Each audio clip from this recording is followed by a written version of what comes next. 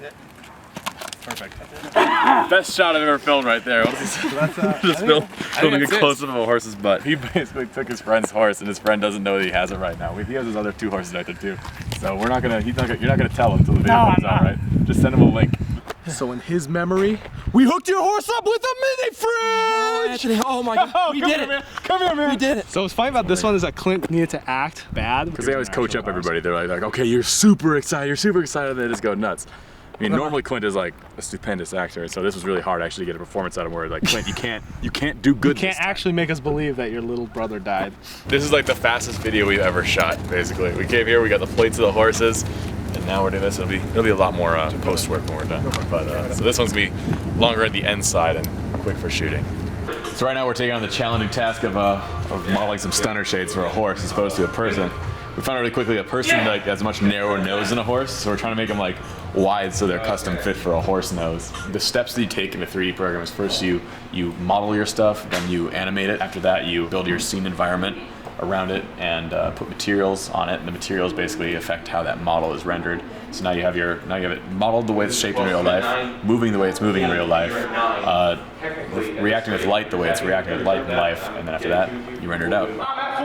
Peace. That's ridiculous. Like I've never seen it. How surprised would everybody be if we just did Pimp My Horse for the next year? Right now we're trying to put a subwoofer in the horse's ass. It's one of the weirder effects we've ever done. It's got to take a little break playing the best card game ever made. Woo! All right, here we go. I'm about to try to do one of the hardest things I've ever done.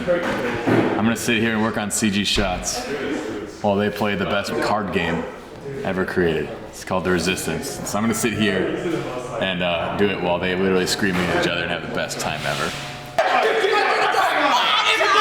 I give this back to you, I'm resistance. Okay. All right. Right now it's 3:30 in the morning. The rest of the music for this is all like hip hop samples and stuff that we got because we figured that's the closest thing to MTV, and so we just got some royalty-free samples because that's like exactly what the sound of like Pimp My Ride is. There's one section when we get in with Clint that needs like a little piano thing, and I'm like, it's like $30 to get one of those. I'm like, I can do it. So right now I'm gonna see like. Freddie, are you having a hard time putting together coherent thoughts? Sometime between 3 a.m. and 4 a.m. without fail, you can't really talk to the camera anymore. It just turns out like that, especially when you watch it the next day. You're like, whew. Follow me. We need 9.5 seconds of sad piano. Since Brandon and I started doing this, we started March 2010, and we've been doing basically pretty much an all-nighter a week for 2 years straight, which is incredibly vile.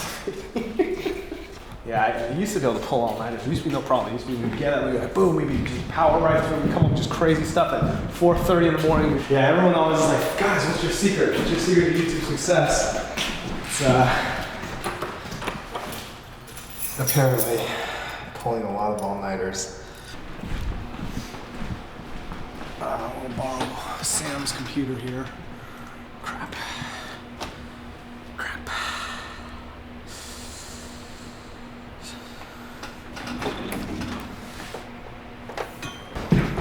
Back when I was playing piano, when I was younger, I used to say that I was one of the top 8 pianists in Washington State, which is true because the one time I got to that level at the state competition, there's only 8 other people, so top 8, right? Need a sustain pedal. Freddie's second at piano. Freddie, there's no way that's ever gonna amount to anything good in your life. You'll never use it for anything positive. You're just learning it from nothing.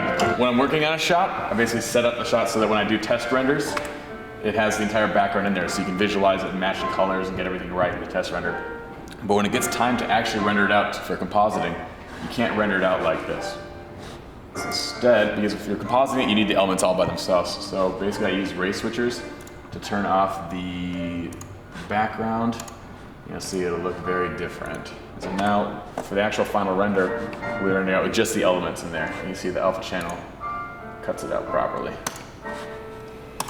So without having the background elements in there, when we go to composite and After Effects, it'll come in cleanly and work out well. And that's the key to doing CG stuff on live action footage. It's now what 9 in the morning? Been at it for a good long time. Over well past the 12-hour mark again. This is the first video from Utah that we finished up. And That we had all the footage for. that we had all the footage for. We would have done one last week if we didn't lose it. We're excited about this one. This one had us laughing all night, much to Clint's dismay as he tries to sleep in the other room. We enjoy making videos. We always like what we're making, so it's always us liking it's a given. It's whether everybody else likes it. That's the question. So enjoy.